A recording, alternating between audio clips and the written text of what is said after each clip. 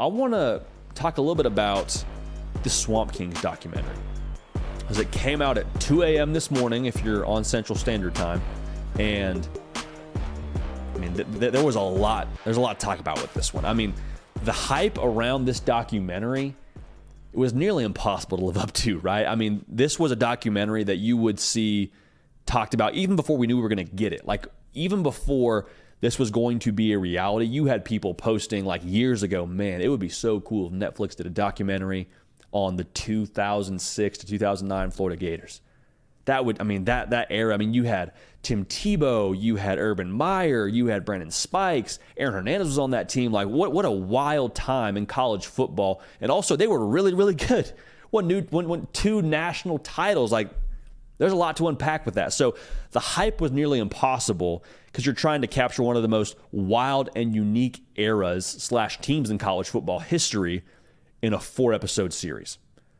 So without further ado, I watched all 4 episodes last night, and we're going to kind of break down our thoughts on this. I mean, Brandon Seiler was a linebacker at Florida, and I loved Urban Meyer in this. I loved Tim Tebow in this, but even so, I thought Brandon Seiler may have been the star of that entire documentary series. I mean, he was extremely transparent, was extremely insightful. His storytelling was even second to none when it came to him talking about his time at Florida and what he did after Ohio State ran the opening kickback.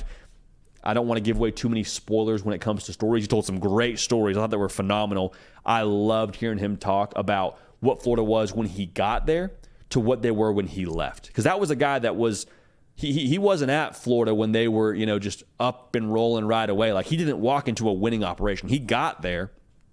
Urban Meyer got there, built that thing from the ground up, really appreciated his vantage point. Also, I loved all the footage they had from their workouts and the midnight lifts. Like, that gave us, I think, a really good visual into what it was actually like being within an Urban Meyer coach team and the way that they ran things when it came to strength conditioning, because so much of this to me was about capturing, like, what was the feeling like within this team?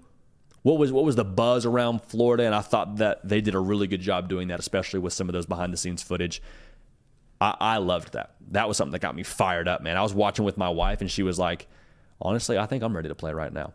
I think I'm ready to go run through a brick wall and play for Coach Meyer and play in the swamp. And I was like, this is awesome. All right, now, what I wanted more of, though, I felt like there were times where throughout this documentary series, felt like it was kind of narrating the whole thing. Like, I already know that Florida won 2 national titles. I don't need to get the play-by-play for that. What I want is for this to live up to the series title, which is Untold. I want you to tell me what I don't already know. I want to hear all the behind-the-scenes stories. Not to say there wasn't any of those, but I would have appreciated maybe just a little bit more of that. There were some things that just, quite frankly, weren't touched on at all that I would have loved to hear more about, because they're fascinating, and I think they're, integral to the story to some degree. Like, there was very little talk.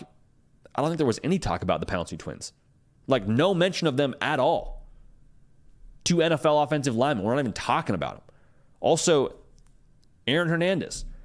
I don't think there was any mention of what he was like in the locker room or the kind of teammate he was or any of that. And I'm not saying this because I think we need to, unpack more of his story. There's a whole Netflix documentary series on that. But I just think that the fascination with this team is the locker room and all the different individuals you have, like Brandon Spikes, who was also great, Tim Tebow.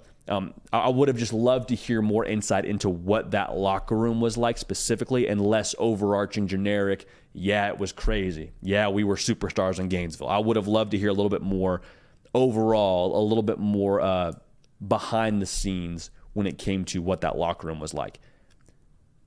Overall, though, man, for 4 episodes, for as much hype as this documentary had, for as much as we were expecting, I really thought that they did a phenomenal job. I only watched it once. There are other people within our organization that have watched it multiple times. Nick De La Torre at Gators Online has a great full write-up on this whole thing. For me, I'm giving it an 8.7 out of 10. Definitely got to watch it. I'll probably watch it again, to be honest with you. Very, very happy we got this. Very, very grateful that the powers that be at Netflix got this thing done. And yeah, good watch. 8.7 out of 10 for us. And we'll go ahead and give that a B+. Hey y'all, thanks so much for watching. Subscribe to the channel here to make sure you don't miss an episode of The Hard Count. Also be sure to check out other videos on the On3 YouTube channel.